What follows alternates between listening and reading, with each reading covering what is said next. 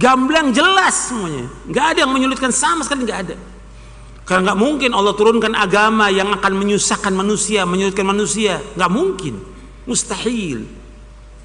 Seluruh agama Islam isinya semuanya mudah. Makanya Nabi bersabda dalam hadis yang sahih Imam Bukhari, inna hadza dina yusrun. Sungguh agama Islam ini mudah. Dan Allah menghendaki kepada kita apa? Kemudahan. Yuridullahu bikumul yusra wa la yuridu bikumul usra. Allah menghendaki kepada kalian kemudahan dan tidak menghendaki kesulitan. Mudah. Agama Islam ini mudah. Jadi mana salaf ini jelas, gamblang dan mudah. Salafiyah maksudnya agama Islam dengan kesempurnaan dan keumumannya. Antum lihat halaman 231, halaman 231. Salafiyah maksudnya Islam dengan kesempurnaan dan keumumannya, yakni Islam yang dibersihkan, disaring dari pengaruh-pengaruh budaya klasik dan warisan-warisan dari banyak kelompok dan sekte yang dimasukkan ke dalam Islam. Jadi Salafiyah adalah Islam dengan kesempurnaan dan keumumannya, yakni Islam yang berdasarkan Al-Quran dan Sunnah menurut pemahaman salaf yang terpuji. Nabi SAW menjelaskan bahwa Islam adalah ajaran yang putih bersih. Beliau SAW bersabda, inni qad taraktukum ala mithlil bayda lailuha kanahariha la yazigu anha ba'di illa halik. Sungguh aku tinggalkan kalian di atas Islam yang putih bersih, malamnya seperti siangnya. Tidaklah berpaling dari Islam yang putih bersih ini sepertinggalku melainkan akan rusak binasa. Hadis ini sahih diriwayatkan oleh Imam Ibnu Abi Asim dalam kitabnya Sunnah dan juga Ibnu Majah dari sahabat Irbad bin Sariyah radhiyallahu an. Artinya Nabi meninggalkan Islam ini putih bersih, malamnya seperti siangnya. Tidak ada yang berpaling dari putih bersih melainkan binasa. Kalau diumpamakan Islam ini putih bersih, ya. Nggak ada kesyirikan, nggak ada bercak syirik, nggak ada bercak bid'ah, tidak ada khurafat, nggak ada yang lain, bersih. Kemudian wafatnya Rasulullah SAW mulai timbul itu, mulai ada bercak-bercak lagi bid'ah, ada khawarij, ada pemahaman-pemahaman sesat, ada kesyirikan segala macam. Ini yang mengotori, gitu. Ini semua mengotori. Makanya ketika Nabi menyebutkan tidaklah berpaling dari yang putih bersih ini melainkan dia akan binasa. Jadi yang harus dibersihkan yang mana? Coba, ini Nabi tinggalkan Islam ini putih bersih. Setelah Nabi wafat, itu mulai di dalam agama Islam ini ada tambahan-tambahan, ada syirik, ada bid'ah, ada khurafat, ada aliran, ada pemahaman. Ya, Nabi menyebutkan ketika orang itu berpaling dari yang putih bersih, dia pasti binasa. Iya. Berarti kita harus berjalan di mana? Di atas yang udah rusak ini atau yang bersih? Berarti yang perlu dibersihkan yang mana? Yang perlu dibersihkan yang mana? Yang bercak-bercak ini harus bersihkan. Dengan apa membersihkannya? Dicuci? Dengan apa membersihkannya? Dengan dakwah. Al-Quran wa sunnah al-fahmi salaf. Dengan dakwah. Kita harus dakwah terus, nggak boleh berhenti. Nah, ini perhatikan. Kalau setan nih, kita bicara soal setan, karena banyak benar setan ini. Kalau setan, dia bukan yang bercak ini yang mau dibersihkan. Dia mau hancurkan yang mana? Yang putih bersih. Ini namanya cara-cara setan, gitu. Jadi yang mau dihancurkan yang putih bersih. Jadi orang yang mengajak Quran wa sunnah ala fahmi salaf ini yang mau dihancurkan oleh mereka. Paham gak sampai sini? Hah? Paham, benar. Alhamdulillah. Jadi antum jangan mengang-bengong. Mereka ini terus bagaimana menghancurkan dakwah yang hak ini dengan berbagai cara. Ini Rasulullah, taraktukum ala mithlil bayda lailuha kanahariha la yazigu anna ba'di illa halik. Aku tinggalkan Islam putih bersih. Yang membuat kotor itu ya syirik. Yang bikin kotor Islam itu bid'ah. Yang bikin kotor Islam itu syirik. Yang bikin kotor Islam itu bid'ah. Yang bikin kotor Islam itu khurafat. Yang bikin kotor Islam itu firqah-firqah yang sesat. Berarti yang mesti dibersihkan yang mana? Ya ini yang semuanya. Dengan apa? Dengan dakwah. Nah, setan nggak mau. Bagaimana yang putih bersih ini yang dihancurkan oleh setan dengan berbagai cara. Paham ya? Sampai sini paham ya?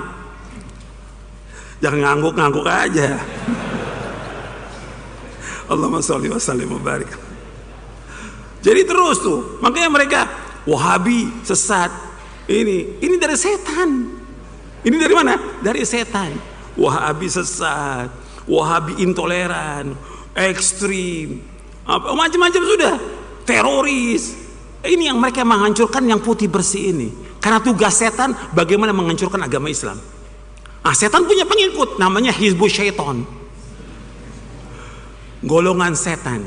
Nah, itu punya pengikutnya dan mereka gencar dengan apa? Dengan yang tadi saya sebutkan dalam surah Al-Anfal ayat 36. Dengan uangnya mereka terus menginfakkan hartanya untuk liyasuddu an sabilillah, untuk mencegah manusia dari jalan Allah. Apa kita berhenti? Jalan terus. Masjid ditutup, jalan terus. Masjid gak boleh bangun, dakwah jalan terus. Jangan berhenti dakwah. Dakwah jalan selama langit dan bumi sampai kita diwafatkan oleh Allah. Paham sampai sini?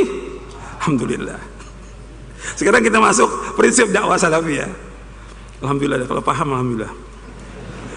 Saya takut antum datang dari tempat yang jauh nggak paham, cuma bengang, bengong, nunduk. La ilaha illallah. Rugi antum datang ke sini. Antum harus paham. Ya. Kalau antum diincar orang, oh ini Wahabi sesat, nggak ada masalah. Di kampung antum diciriin, nggak ada masalah. Jalan aja, laksanakan ibadah kepada Allah dengan ikhlas. Mereka nggak akan bisa mengganggu kita sama sekali, kecuali dengan izin Allah. Jangankan itu tukang sihir juga mampu. Wa ma hum bidarrina bihi min ahadin illa biidznillah. Hatta tukang sihir sehebat apapun dia nggak akan bisa mengganggu kita kecuali dengan izin Allah. Nggak usah takut. Ini kan sekarang banyak takut, dai-nya takut. Oh jangan, kita jangan bicara soal bid'ah lagi. Udah, simpan aja bid'ahnya. Simpan di mana? Jadi nggak berani lagi mengucapkan kullu bid'atin dhalalah wa kullu, nggak berani lagi udah. Ini banyak nih. Sekarang udah ketakutan. Kenapa antum takut? Antum di atas kebenaran, mereka di atas kebatilan, dan kita pasti akan ditolong oleh Allah. Nas Al-Quran, antum gak yakin sama Allah, Allah pasti akan tolong kita, pasti. Nggak usah takut. Kenapa harus takut? Takut dakwanya. Apa yang salah dakwah ini? Kita nggak memberontak pada pemerintah, kita nggak demo, nggak apa. Justru bangsa ini dan negara ini bersyukur dengan dakwah salam. Barokah yang ada dengan sebab dakwah ini. Kita ngajak orang untuk apa? Untuk beribadah kepada Allah. Kita ngajak orang untuk mentauhidkan Allah. Kita ngajak orang untuk sholat 5 waktu. Kita ngajak orang untuk berbakti pada orang tua. Kita melarang orang berbuat syirik, melarang orang berbuat bidah, melarang orang dari berbuat maksiat. Ini syukur negara ini mestinya. Bangsa ini syukur karena dengan dakwah ini barokah negara ini. Maka nggak bisa ditinggalkan dakwah ini. Barokahnya negara ini, barokahnya bangsa ini dengan adanya dakwah yang hak ini, Al-Quran was sunnah ala fahmi salaf. Jelas sampai sini? Nah, kita lanjutkan prinsip dakwah salafiyah. Kita prinsip dakwah salafiyah juga nggak semuanya kita bahas. Sekarang yang paling pokok di sini tentang dakwah tauhid dan melarang manusia dari perbuatan syirik. Di sini saya sebutkan bahwa di antara prinsip dakwah salafiyah kembali kepada Al-Quran Sunnah menurut pemahaman salafus saleh. Ini sudah kita bahas. Yang saya pentingkan di sini yaitu bahwa dakwah salaf itu adalah dakwah tauhid, itu yang paling pokok. Antum melihat di halaman 287. 287.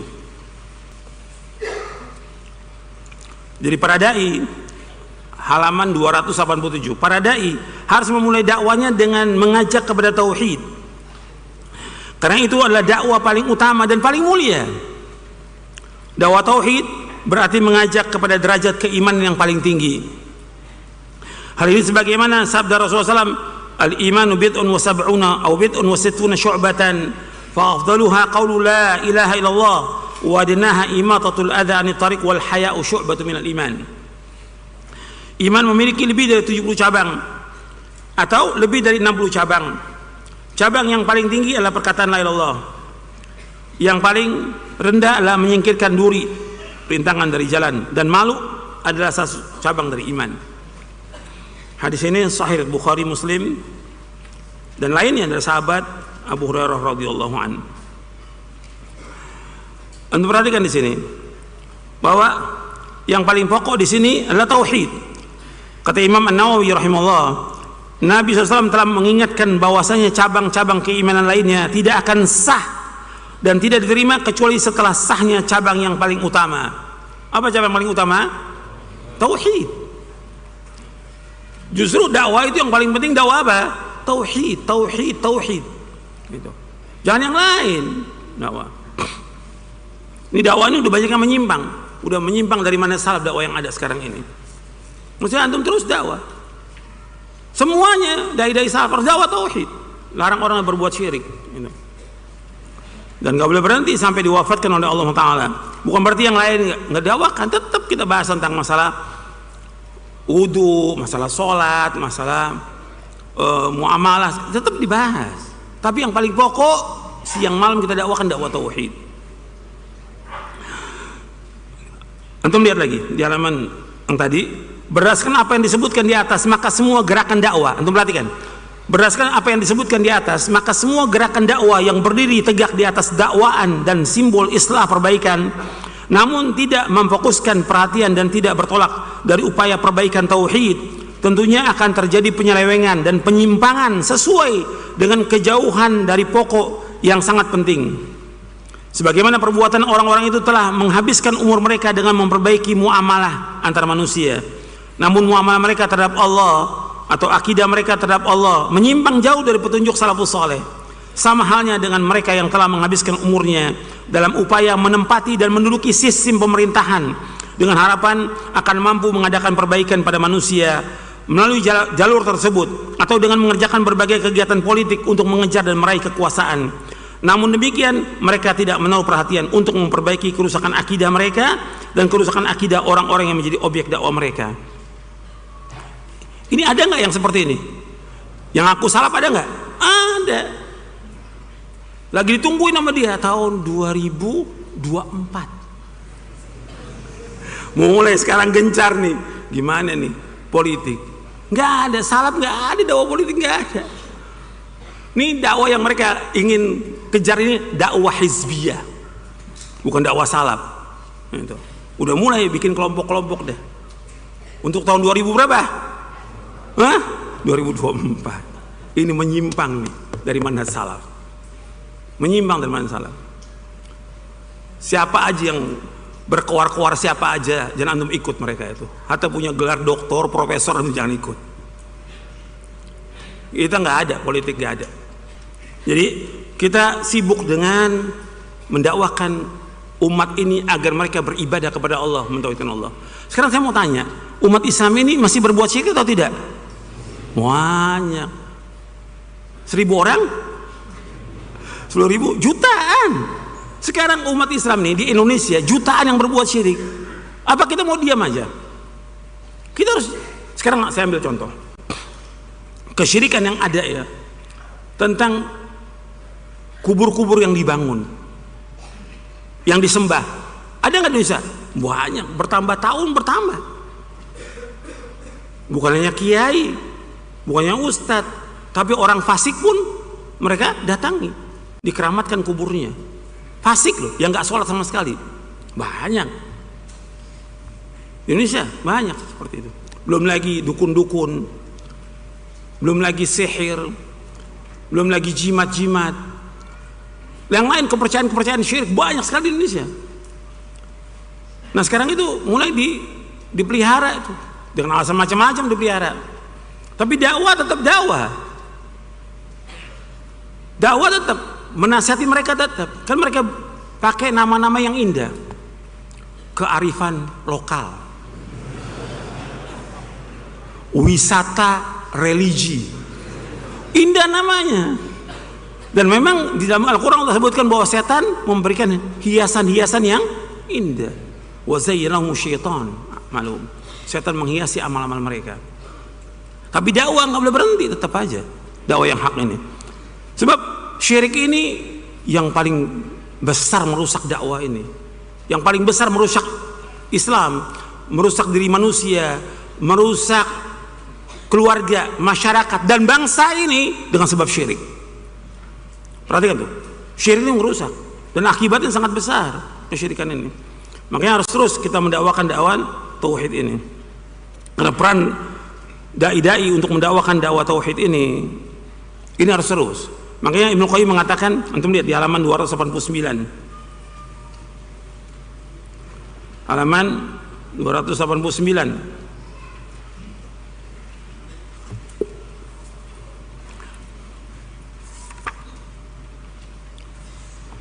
Kata Ibnu Qayyim, tauhid adalah kunci pembuka dakwah para rasul. Arti kalau kita dakwah, pertama kali yang kita dakwakan tauhid. Berarti kita harus belajar tauhid. Kalau kunci dakwah para rasul itu tauhid, berarti kita harus belajar tauhid. Antum harus tamat tuh kitab tauhid. Paling enggak minimal 3 kali. Kalau bisa 10 kali tamatnya. Baca tuh kitab tauhid Syekh Muhammad bin Abdul Wahab. Baca juga syarahnya.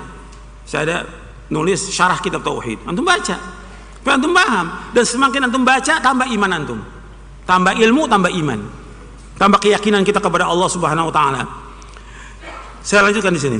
Walaupun kondisi dan problematika umat berbeda-beda, namun tetap yang menjadi prioritas dalam dakwah adalah mengajak kepada tauhid. Sama saja halnya apakah problem mereka di bidang perekonomian, sebagaimana dihadapi oleh kaum Madian, ataupun problem demoralisasi, kebobrokan moral seperti yang terjadi pada kaum Nabi Lut alaihi salatu wassalam. Penulis tidak perlu lagi menyebutkan atau problem yang dihadapi mereka adalah krisis politik, karena semua umat dan bangsa yang tersebut di atas belum diberlakukan pada mereka hukum-hukum yang diturunkan oleh Allah Ta'ala. Cahaya dakwah tauhid yang diberkahi ini sekali-kali tidak boleh padam sesaat pun, hanya dengan berdalih kestabilan dan kemantapan tauhid pada hati manusia. Meskipun kesadaran dan sambutan umat terhadap tauhid telah mencapai kesempurnaan, namun demikian pasti terdapat kekurangan pada diri manusia. Kekurangan yang paling jelek adalah kekurangan dalam keikhlasan dan lenyapnya keyakinan tauhid. Oleh karena itu Nabi SAW tidak tinggal diam. Beliau SAW senantiasa menyebut kejelekan perbuatan syirik hingga pada hari terakhir kehidupan beliau di dunia ini. Padahal kondisi umat pada saat itu telah mencapai puncak kekuatannya dalam bertauhid kepada Rabbnya, dan mereka berada pada satu barisan. Untuk perhatikan, 5 hari Nabi SAW menjelang wafat. Nabi ini kondisi 5 hari loh menjelang wafat. Nabi SAW mengatakan, la'anallahu al-yahuda wan nasara ittakhadhu kubur anbiya masajid. Mudah Allah melaknat orang Yahudi dan Nasrani karena mereka menjadikan kubur nabi mereka sebagai tempat ibadah. Apa yang Nabi sabdakan, yang berulang-ulang Nabi sabdakan sampai akhir ayatnya terbukti. Orang menjadikan kubur Nabi sebagai tempat ibadah, orang menjadikan kubur-kubur kiai, kubur ustadznya, kubur habis sebagai tempat apa? Sebagai tempat apa? Ibadah. Didatangi oleh orang. Ada nggak orang ziarah ke kubur Wali Songo? Banyak. Bukan satu bis, berbis-bis mereka datang pada waktu tertentu. Untuk apa mereka? Untuk berbuat syirik yang mereka namakan dengan nama-nama yang indah. Apa namanya? Tawassul. Memuliakan, mendoakan mereka. Mereka nggak mendoakan, justru mereka datang untuk minta kepada penghuni kubur. Ini nyata di lapangan. Apa kita mau diam? Terus kita dakwakan meskipun kita dimusuhi. Karena kalau dia beragama, benar agamanya Islam, dan mereka punya akal, bagaimana orang mati kok datangin untuk diminta? Kalau ziarah kubur ada, perhatikan, ziarah kubur dianjurkan dalam Islam. Tujuan ziarah kubur, yang pertama mengucapkan salam, yang kedua mendoakan orang yang mati, penghuni kubur, yang ketiga agar kita mengambil pelajaran bahwa kita pasti akan mati. Tapi kalau mereka datang, Anda bisa lihat, apalagi sekarang dengan zaman medsos, orang bisa lihat tuh bagaimana dia sampai khusyuk depan kuburan, sampai nangis, sampai sujud depan kuburan. Kalau dulu mungkin orang, kata orang bohong, sekarang orang bisa lihat langsung datang. Saya pernah lihat sendiri langsung, bukan kata orang lagi. Datang ke tempat kubur untuk pengen tahu, saya pengen tahu. Bener orang nyembah kubur, bukan kata orang, saya lihat sendiri nyembah kubur, sampai nangis, sampai sujud dia kepada kuburan. Ini syirkun akbar, syirkun akbar. Dan bahayanya besar kalau dia syirkun akbar, ya hapus seluruh amalnya. Makanya saya sebutkan di sini, antum lihat nih tentang bahaya syirik.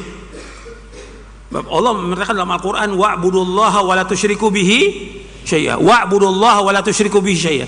Beribadah kepada Allah, jangan kalian berbuat syirik. Jangan berbuat syirik.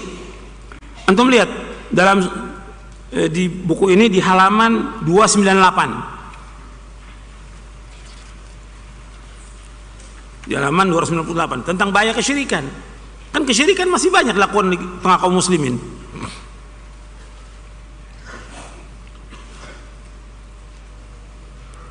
Ya, contoh-contoh kesyirikan juga banyak, seperti yang tadi saya sebutkan. Ya, orang datang ke kubur-kubur, apakah kuburnya kiai, kubur wali, kubur habib. Kemudian mereka apa? Mereka ibadah. Kuburan bukan tempat ibadah. Kuburan bukan tempat ibadah. Tapi kuburan mereka bangun sebagai tempat ibadah. Ini kuburan dibangun sebagai tempat ibadah oleh mereka. Mereka sujud.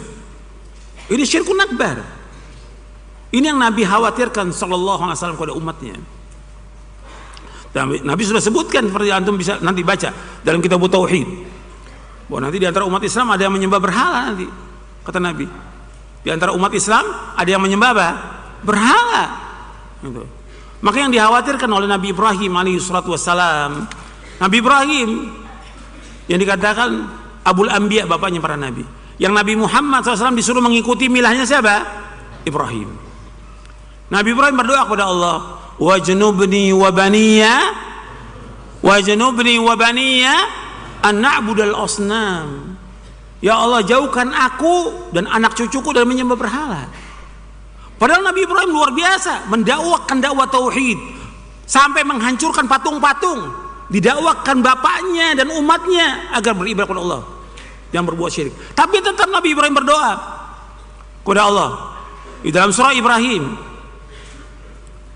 Jadi Nabi Ibrahim memohon kepada Allah, wajnubni wa baniya an na'budal asnam. Ya Allah, jauhkanlah diriku dan anak cucuku dari menyembah berhala. Apa alasannya? Disebutkan alasannya. Rabbi innahunna adlalna katsiran minan nas. Wahai Rabbku, sesungguhnya berhala itu telah menyesatkan kebanyakan manusia. Sekarang dibangun tuh berhala di mana-mana. Nah, kita dakwakan terus bagaimana supaya orang itu kembali kepada Islam ini. Bab syirik ini sangat berbahaya. Antum lihat sekarang tentang bahaya kesyirikan di sini. Kan sekarang orang syirik itu tadi penyembahan berhala, belum lagi yang kedukun-dukun, percaya pada jimat-jimat, patung-patung, yang lain banyak deh. Kalau kita lihat kesyirikan itu, orang percaya pada tongkat-tongkat, keris, tangkal, susuk, barang sakti, barang pusaka, belum lagi ramalan-ramalan segala macam. Nah, ramalan juga ada. Ada yang sudah katanya udah ngaji, udah sekolah, ngeramal juga. Ngeramal tentang tahun berapa? 2024. Namanya doktor paranormal namanya. Karena dia ngeramal. Nggak boleh, nggak ada yang tahu kan tentang apa yang akan datang. Yang kita sibukkan bagaimana mendakwakan dakwah tauhid, melarang berbuat syirik. Jangan sibuk dengan politik. Antum bukan orangnya. Bukan orangnya, jangan masuk di situ.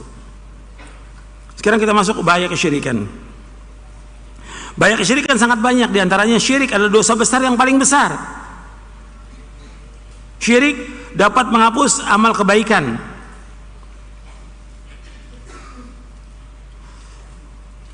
Syirik dapat sebagai sebab pelakunya kekal dalam neraka. Dan ini semuanya ada dalilnya nih. Saya nggak sebutkan dalilnya, panjang kalau sebutkan dalilnya. Jadi syirik dosa besar yang paling besar. Itu nas.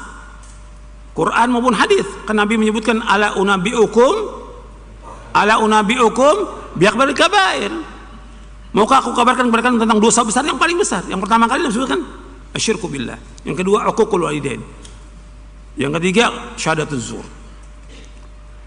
Jadi yang paling besar syirik, yang kedua durhaka pada orang tua, yang ketiga jadi saksi palsu. Kemudian syirik dapat menghapus amal kebaikan.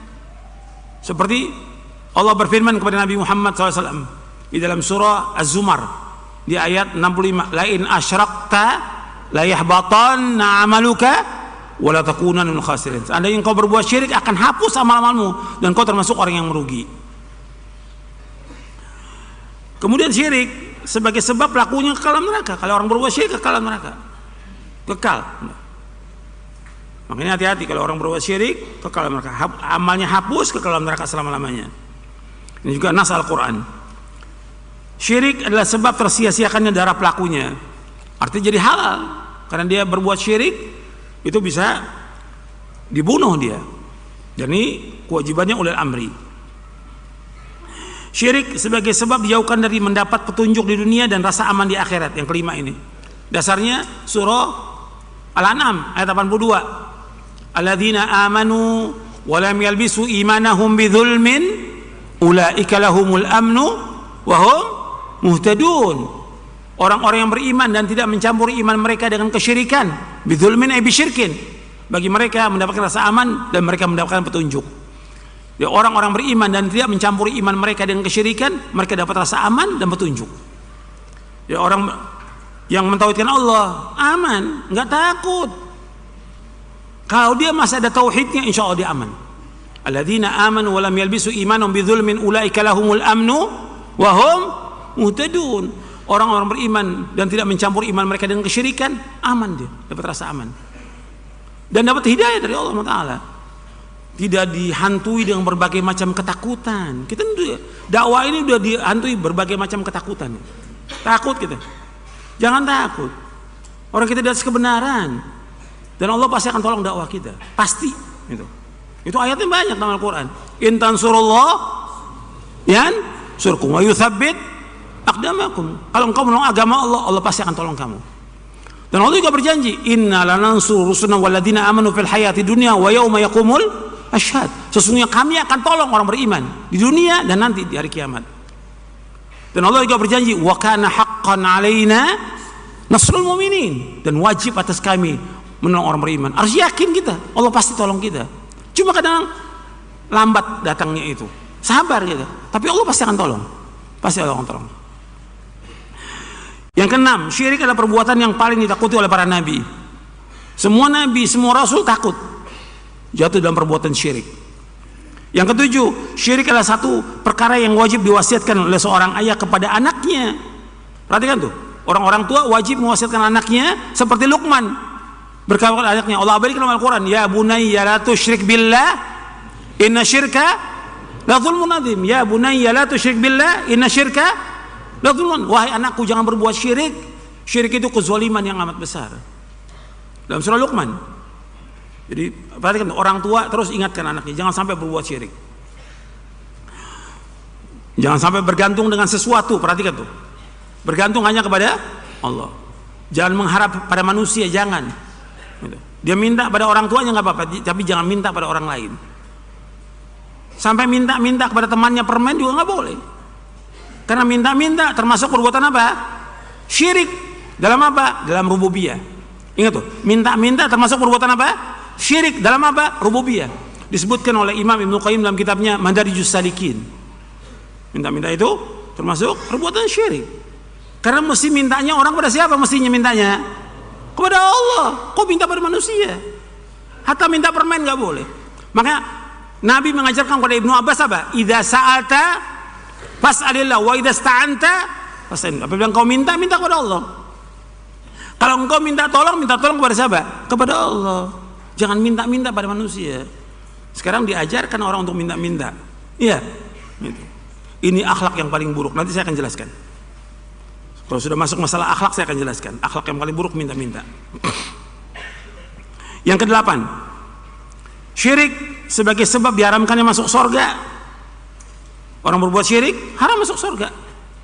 Itu nas Al-Quran dalam surah Al-Maidah di ayat 72. Innahu may yusyrik billahi faqad haramallahu alaihil jannah wa ma'wahu an-nar wa ma lidh-dhalimina min ansar. Sesungguhnya orang berbuat syirik diharamkan bagi dia masuk surga, tempat tinggal neraka, dan orang zalim gak ada penolongnya. Allah mengatakan orang berbuat syirik haram. Haram masuk mana? Haram masuk surga. Orang berbuat syirik, tempat tinggal neraka. Itu nas Al-Quran, surah Al-Maidah ayat 72. Surah Al-Maidah ayat 72. Innahu may yusyrik billahi faqad haramallahu alaihil jannah wa ma'wahu nar wa ma lidh-dhalimina min ansar. Kemudian yang kesembilan, orang musyrik adalah orang yang mengada-adakan dan sesat. Artinya dia mengada-ada sesuatu yang baru dalam agama ini dengan menyembah kepada selain Allah. Makanya dia melakukan perbuatan dosa yang besar. Dia iftira atas Allah. Makanya Allah sebutkan innallaha la yaghfiru ayyushraka bihi wa yaghfiru ma duna dzalika liman yasha wa may yusyrik billahi faqad iftara itsman azima. Orang berbuat syirik mengada-adakan. Karena satu yang diibadahi hanya Allah. Kok dia ada sembahan pada patung, pohon, batu, kubur? Ini kan mengada-ada. Maka dosanya sangat besar orang berbuat syirik itu. Dan juga kalau dia pakai akalnya, kita bicara akalnya deh. Orang mati, ketika dia mati dimandikan, habis dimandikan dikafankan, kemudian digotong dibawa ke masjid untuk disolatkan, setelah itu dibawa ke kubur. Setelah dikubur gimana? Orang datang berbondong-bondong. Ini akalnya di mana? Yang pertama hilang agamanya dia, yang kedua hilang apa? Akalnya. Mati, ini orang mati dimandikan, dikafankan, disolatkan. Kok sampai dikubur orang datang berbondong-bondong? Ini saya ngomong ini benar apa tidak? Nyata nggak?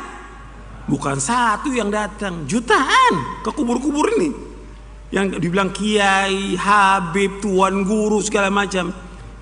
Apa dengar tuh mereka? Apa bisa menjawab? Allah sebutkan dalam Al-Quran di dalam surah Fatir.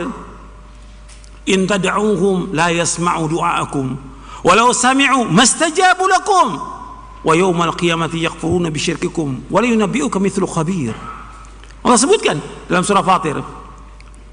In tad'uuhum, jika engkau mendoa kepada mereka, la yasma'u du'aakum, enggak mendengar, orang mati. Wa in sami'u, seandainya mereka mendengar, mastajabu lakum, enggak bisa mengabulkan doa. Tapi kan semua datang tuh. Minta apa? Ada yang minta jodoh, ada yang minta rezeki, ada yang minta jabatan, ada yang minta segala macam sudah. Jika kalian meminta, mereka nggak bisa menjawab. Kemudian nanti hari kiamat gimana? Wa yaumal qiyamati yakfuruna bisyirkikum wa la yunabbi'uka mithlu khabir. Antum lihat ayatnya dalam surah Fatir. Jadi biar antum lihat dalil, ya, dalil. Surah Fatir surah yang ke-35. Jelas ini. Ini kalau mereka baca Quran, mesti kan mereka paham nih. Orang-orang yang datang ke kubur-kubur. Iya. Kalau mereka baca Quran, mereka paham mestinya. Di ayat 13-14.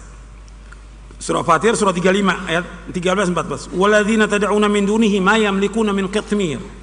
Orang-orang yang kalian berdoa kepada selain Allah tidak memiliki meskipun hanya setipis kulit ari. Korma itu, korma. Begitu antum buka, bijinya itu yang nempel ada kulit, namanya kulit ari. Mereka nggak punya. Yang punya segala sesuatu itu siapa? Hanya Allah. Mereka sebutir kurmanya nggak bisa. Buat juga nggak bisa orang-orang itu. In tad'uuhum la yasma'u du'aakum. Kalau kalian berdoa kepada mereka, apakah patung, pohon, batu, kubur, la yasma'u du'a, mereka nggak mendengar doa kalian. Walau sami'u mastajabu lakum, kalau seandainya pun mereka mendengar, nggak bisa menjawab. Bagaimana orang mati bisa menjawab? Bagaimana orang mati bisa mengabulkan doa? Nggak bisa. Wa yaumal qiyamati yakfuruna bisyirkikum. Hari kiamat nanti mereka ingkari kesyirikan kalian. Wala yunabbi'uka mithlu khabir. Nggak ada yang bisa mengabarkan seperti Allah yang Maha mengetahui. Jadi orang yang datang ke kubur-kubur minta di kubur-kubur, yang pertama hilang agamanya, yang kedua hilang apa? Akalnya. Kan disuruh berpikir, orang mati kok datang minta? Kalau dia masih ada akal, nggak mungkin dong dia minta kepada orang mati. Minta kepada zat yang hayyun qayyum, Allah Rabbul Alamin, yang tidak akan mati selama-lamanya, bahkan ngantuk juga tidak, tidur juga. La ta'khudhu sinatun wala naum. Allah minta. Jangan kepada yang mati mintanya, kepada yang hidup minta. Allah Rabbul Alamin. Selanjutnya, bahwa orang musyrik adalah najis. Najis maksudnya najis maknawi, ya. Innamal musyrikuna najasun dalam surah At-Taubah. Orang musyrik itu najis. Kemudian Yang ke-11, amalan orang berbuat syirik tertolak, tidak diterima oleh Allah. Dengan dasar tadi berapa ayat. Yang ke-12, diharamkan menikah dengan orang musyrik laki-laki dan wanita. Haram. Wala tankihul musyrikati hatta yu'minna dalam surah Al-Baqarah. Dan kamu nikahi perempuan-perempuan yang musyrikah sampai dia beriman. Wala amatun mu'minatun khairum min musyrikati wala ajabatkum. Wala tunkihul musyrikita hatta tu'minu. Antum bisa lihat dalam surah Al-Baqarah. Kemudian syirik adalah larangan yang pertama kali disebutkan dalam Al-Quran. Karena Allah sebutkan wa'budullaha wa la tusyriku bihi syai'a. Beribadah kepada Allah, jangan berbuat syirik. Itu yang pertama kali Allah sebutkan, jangan berbuat syirik. Gitu. Kemudian sekarang terjadi kesyirikan, sebab-sebab kesyirikan. Sebabnya berlebihan terhadap orang-orang soleh, berlebihan kepada orang-orang soleh. Gulu. Makanya disebutkan dalam kitab Tauhid bahwa anna sababa kufri bani Adam wa tarkim dinahum al-guluwu fis salihin. Bahwa sebab kufurnya anak Adam dan mereka meninggalkan agama mereka karena apa? Gulu. Berlebih-lebihan kepada orang soleh. Kemudian taklid buta. Ikut aja. Apa kata orang ikut. Kan banyak tuh. Di kita ini biasa gitu ngikut. Gitu. Orang kan kalau ada sesuatu yang mesti diminta apanya? Dalil, hujah, jangan ikut. Kan sekarang banyak. Hatta pelajar, dan saya juga heran ya, pelajar-pelajar sekarang ini taklid. Ustadz juga sama. Udah ada omongan dari syekh, udah ngikut aja. Kan mesti buktinya dong. Kul hatu burhanakum in kuntum shadiqin. Mana bukti kamu, mana hujah kamu kalau kamu jujur? Allah mengatakan wala taqfu ma laysa laka bi'ilmun inna sam'a wal basara wal fuada kullu ulaika kana an mas'ula. Jangan kamu ikut apa yang kamu tidak tahu, karena semua pendengaran, mata dan hati akan ditanya oleh Allah. Kemudian bodoh terhadap hakikat agama Islam. Ini yang terbanyak ini. Bodoh. Umat Islam ini nggak ngerti agama. Arti jutaan umat Islam ini nggak ngerti agama. Kalau nggak ngerti agama, maka mereka diajak untuk ngaji, diajak untuk belajar agama, diajak mereka untuk baca Quran, diajak mereka untuk baca terjemahnya, diajak mereka untuk memahaminya, diajak. Gitu. Karena yang terbesar itu bodoh tentang hakikat agama Islam. Gitu.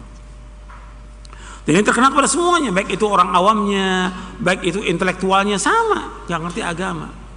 Gitu. Kemudian juga banyak hadis palsu yang dibuat atau cerita-cerita khurafat, ini juga banyak ini. Atau cerita dusta tentang penghuni kubur, tentang jin, tentang nenek moyang dan lain-lain. Atau tidak sampainya dakwah salafiyah karena permusuhan mereka terhadap para dai yang menyerukan tauhid. Sekarang ada satu lagi yang kita mau bahas sebagai bagian akhir dari pembahasan ini, yaitu berkaitan tentang akhlak. Karena kan bahasan kita pertama tentang akidah, tentang manhaj, yang kedua tentang tauhid dan syirik. Sekarang kita bahas yang ketiga tentang akhlak.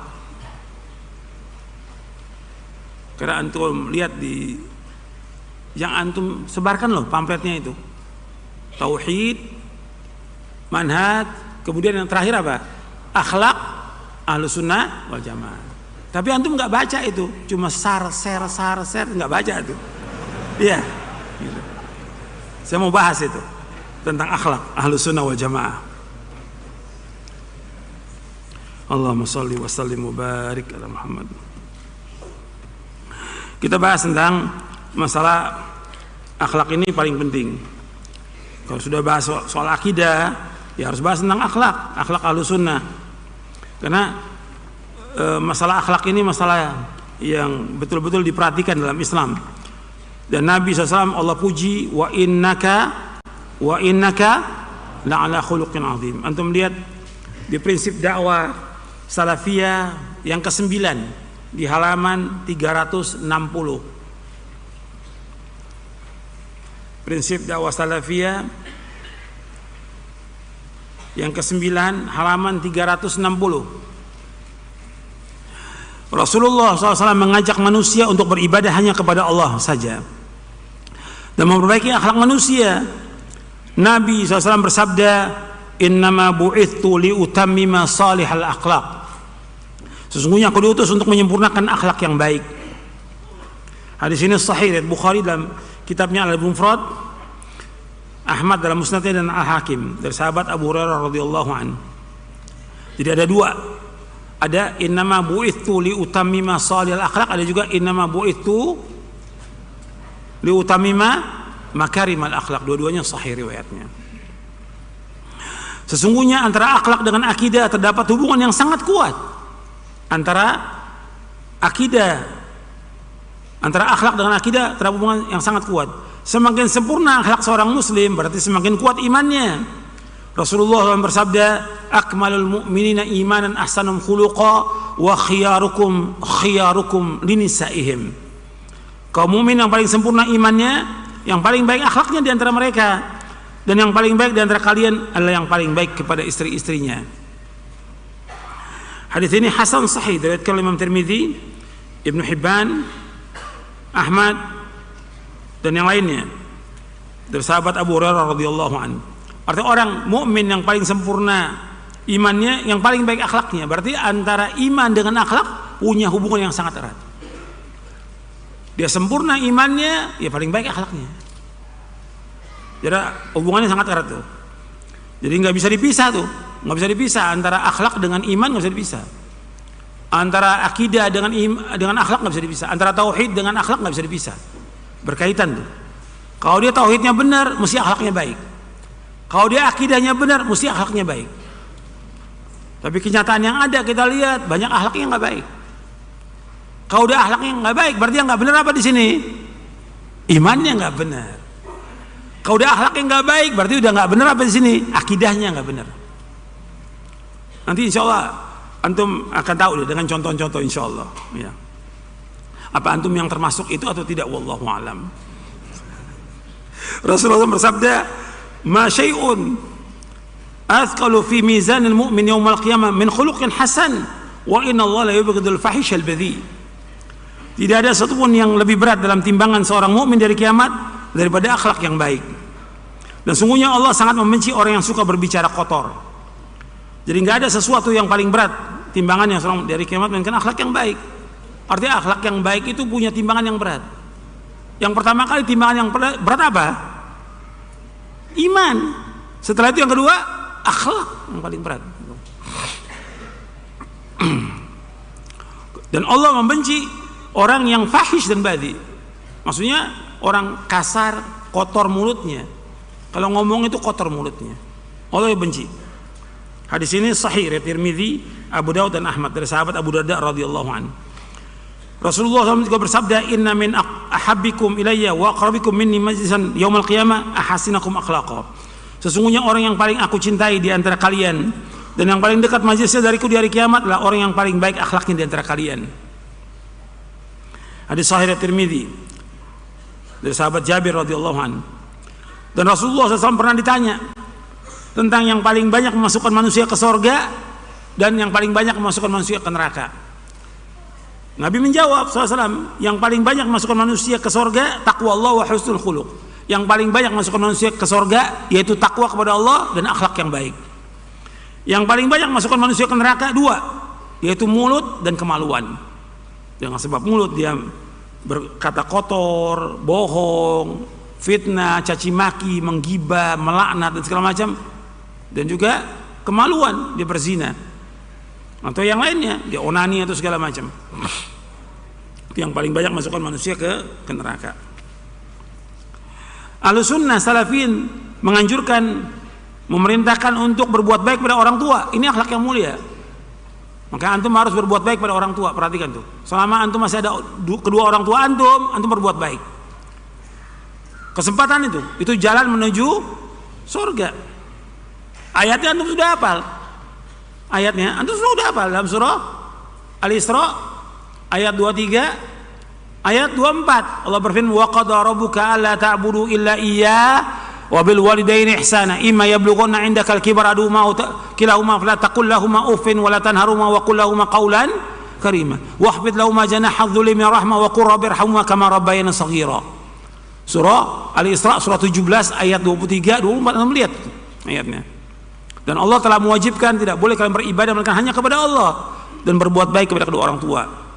Kalau kedua orang tua itu sudah mencapai usia lanjut dan berada di sisi kamu, maka jangan mengatakan kalimat mengatakan nggak boleh. Apalagi marah-marah sama orang tua nggak boleh, haram hukumnya, dosa besar. Mengatakan sama orang tua nggak boleh, nggak boleh, menengking nggak boleh. Wala taqul lahuma uffin wala tanhum, menengking, menghardik, membanting pintu atau marah sama orang tua, hukumnya haram, dosa besar. Nggak boleh. Wa qul lahuma qaulan karima, katakan kepada keduanya dengan perkataan yang mulia. Kalau antum bisa senyum sama teman, bisa berkata yang baik pada teman, pada orang tua lebih daripada itu. Perhatikan tuh, orang tua antum, jalan antum menuju surga. Makanya ketika orang itu dia tidak taat sama orang tuanya, tidak bakti, itu rugi dia. Kalau orang tuanya masih ada, dia nggak sempat berbakti, rugi. Maka Nabi menyebutkan raghima anfu, adraka abawai lam yadkhul jannah. Celaka. Siapa? Orang yang dua orang tuanya masih hidup, nggak masuk di surga dengan sebab itu dia. Maka antum perhatikan tuh, berbakti sama orang tua, perhatikan orang tua antum. Jangan kurang ajar sama orang tua. Jangan menengking, jangan menghardik. Orang tua antum lebih daripada istri antum. Perhatikan, orang tua antum lebih dari istri antum. Itu jalan antum menuju surga. Perhatikan orang tua antum. Siapa aja, apakah dia masih kecil, masih remaja, udah nikah, udah punya anak, udah punya orang tua, masih ada, wajib berbakti pada orang tua.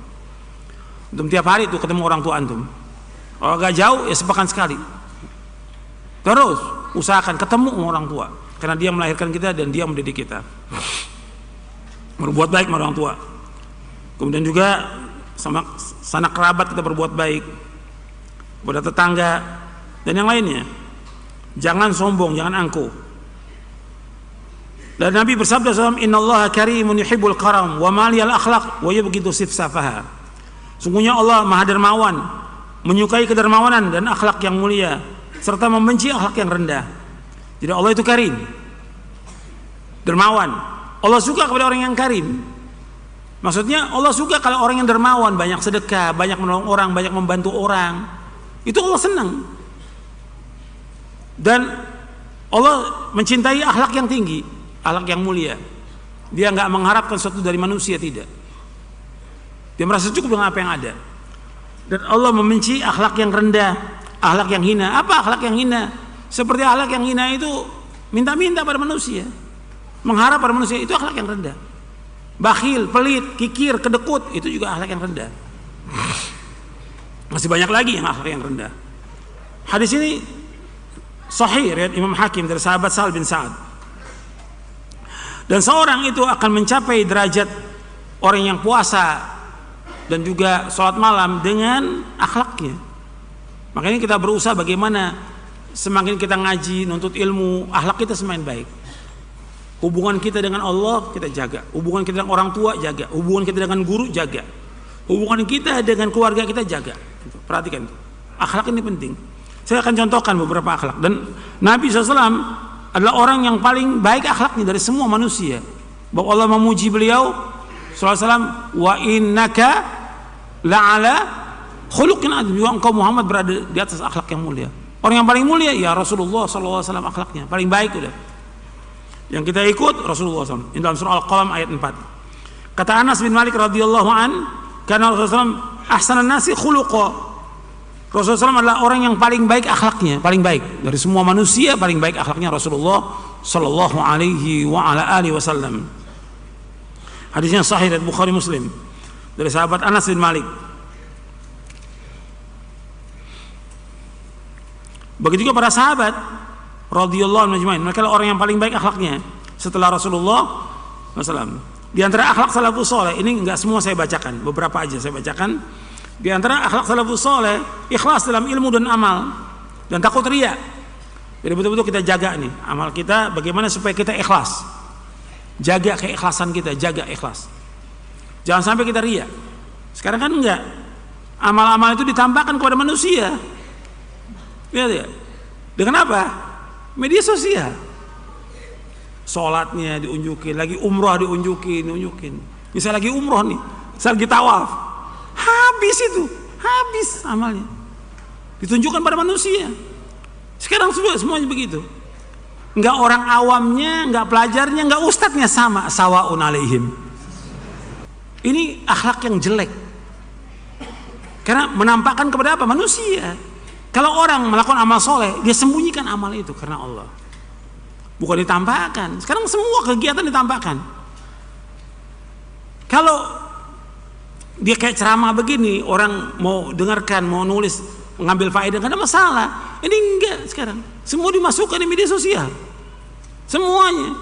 Kalau antum masukkan di status antum Quran, hadis, nasihat, manfaat buat umat dibaca. Tapi gambar-gambar, foto-foto gak ada manfaat sama sekali. Jadi kita jaga keikhlasan. Penting dalam semua amal ikhlas. Jangan semua ditampakkan kepada manusia, jangan. Antum jaga keikhlasan, amal antum tutup. Kan memang dalam banyak hadis kan disuruh untuk menutup amal-amal itu. Dan hadis Sa'ad bin Abi Waqqas yang diriwayatkan Muslim, "Innallaha yuhibbul abda taqiyal ghaniyya al-khafi." Itu riwayat Muslim dari Sa'ad bin Abi Waqqas radhiyallahu anhu. Sesungguhnya Allah mencintai seorang hamba yang bertakwa, merasa cukup dan khafi, tersembunyi dan beramal, enggak diperlihatkan pada manusia.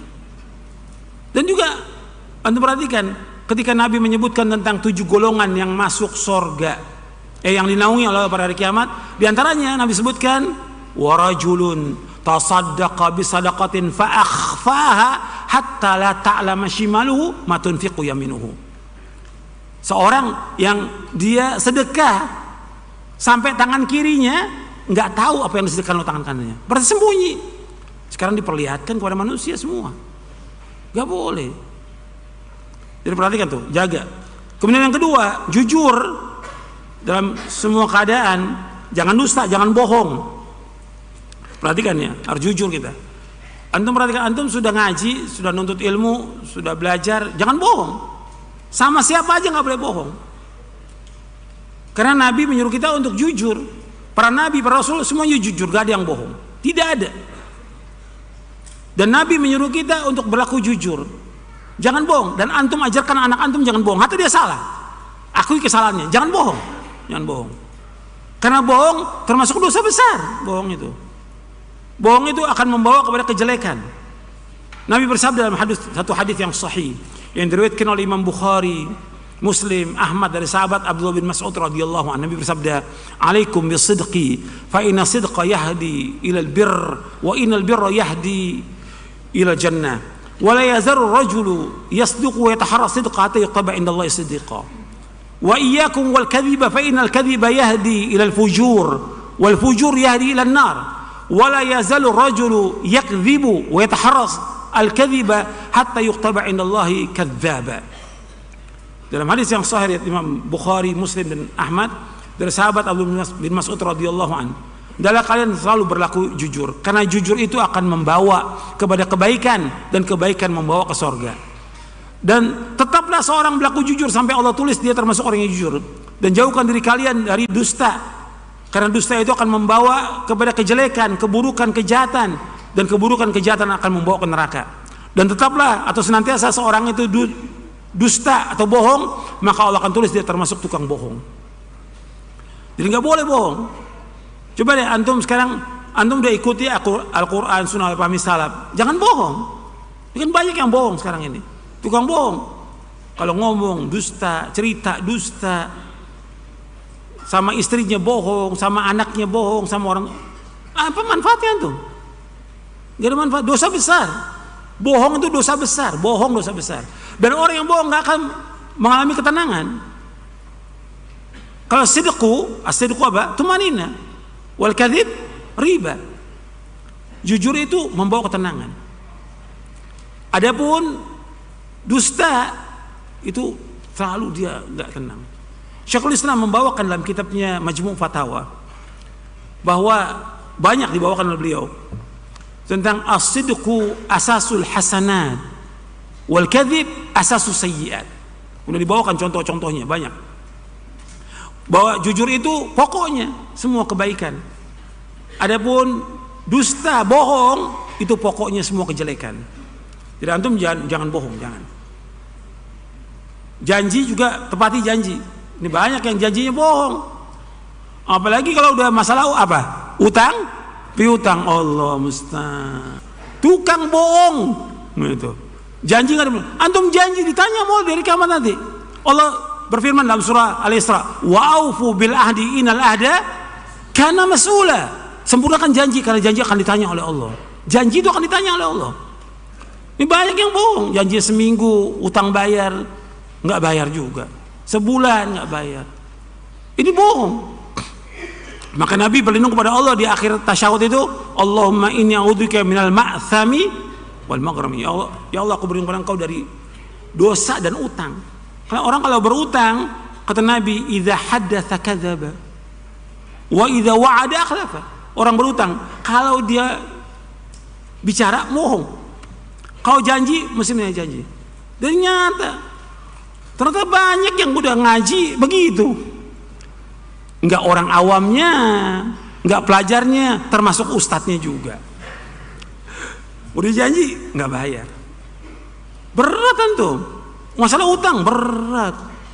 Kita enggak, Nabi aja enggak mau sholatkan orang apa? Orang yang berutang. Nggak mau sholatkan 2 dinar. Tuh perhatikan, ini akhlak yang jelek. Antum nggak bayar utang, berat dari kiamat nanti. Makanya antum jangan berutang kecuali terpaksa utang, tapi harus bayar. Perhatikan tuh, ini akhlak salaf. Bayar. Kalau nggak mampu, antum jangan maksakan. Kan sekarang maksa. Mau beli motor, mau beli mobil, mau beli barang-barang mewah, utang semuanya. Sekarang semuanya utang. Hatta pakaian utang, hatta gamis ngutang. Ya Allah, gak nikmat antum hidup seperti itu. Jangan, kalau mampu beli, nggak mampu sabar. Tapi utang wajib bayar. Tulis tuh nanti di rumah, utang wajib bayar. Tulis tuh. Ya. Nanti setelah pulang dari sini bayar utang antum. Yang perlu jual untuk bayar utang. Ini akhlak yang nggak baik, utang nggak bayar. Antum berat dari kiamat nanti. Berat dari kiamat. Masalah utang ini berat. Hatta orang yang mati syahid diampunkan semua dosanya kecuali apa? Utang, kata Nabi. Hadis sahih riwayat Muslim. Yughfaru lisyahidi kullu dzanbin ila dain. Diampunkan semua orang yang mati syahid kecuali satu. Utang. Nggak diampunkan dosanya. Berat gitu dari kiamat. Dan ruh seorang mukmin belum bisa dia menuju tempatnya sampai dibayarkan utangnya. Kata Nabi SAW, nafsul mu'min mu'allaqatun bidaini hatta yuqda. Ruh seorang mukmin tergantung dengan utangnya sampai dibayarkan. Jadi kalau udah dibayarkan baru. Makanya Nabi nggak mau sholat kan orang yang utang. Makanya jangan kita mudah-mudah dalam berutang. Kata Nabi SAW, la tukhifu anfusakum ba'da amniha. Jangan kalian menakuti diri kalian sesudah aman. Dengan apa ya Rasulullah menakuti diri kalian? Menakuti diri kami dengan apa ya Rasulullah? Biddain, dengan utang. Artinya orang kalau udah utang itu dia akan berat di dunia, berat di hari kiamat, berat dia. Maka antum jangan bayarkan utang itu. Ini masalah janji nggak tepat, ngomong dusta. Ini banyak yang seperti ini. Ini kalau begini, sifat siapa sih yang begini nih? Siapa apa? Sifat orang munafik, kata Nabi. Ciri munafik, kata Nabi, idza haddatsa kadzaba wa idza wa'ada akhlafa wa idza tumina khana. Orang munafik kalau dia bicara dusta, bohong. Kalau janji menjanji. Kalau dia diberikan amanah, khianat. Ini lagi kalau saya bicara soal amanah, banyak lagi nih masalahnya. Amanah banyak yang khianat ini. Apalagi kalau sudah bicara soal utang, soal uang, banyak yang amanah. Ini fitnah, ini masalah uang, ini fitnah. Banyak yang nggak amanah. Maka antum hati-hati. Ini saya bicara benar, antum perhatikan, jangan dianggap gampang. Masalah uang, makanya saya larang tentang donasi, kumpul donasi. Karena itu banyak yang khianat, banyak malingnya di situ. Dan banyak antum terpakai uang orang, berat di hari kiamat nanti. 1 rupiah aja bisa jadi masuk neraka dengan sebab itu. Kullu jasadin nabata min suhtin fannaru. Setiap jiwa, setiap daging yang tumbuh dari yang haram, maka neraka lipat bagi dia. Mudah-mudahan yang saya sampaikan bermanfaat untuk saya dan untuk antum sekalian, dan kurang lebihnya saya mohon maaf. Wassallallahu nabiyana Muhammadin sallallahu alaihi wa ala wasallam. Subhanakallahumma bihamdik asyhadu an la ilaha illa anta astaghfiruka wa atubu ilaik. Assalamualaikum warahmatullahi wabarakatuh.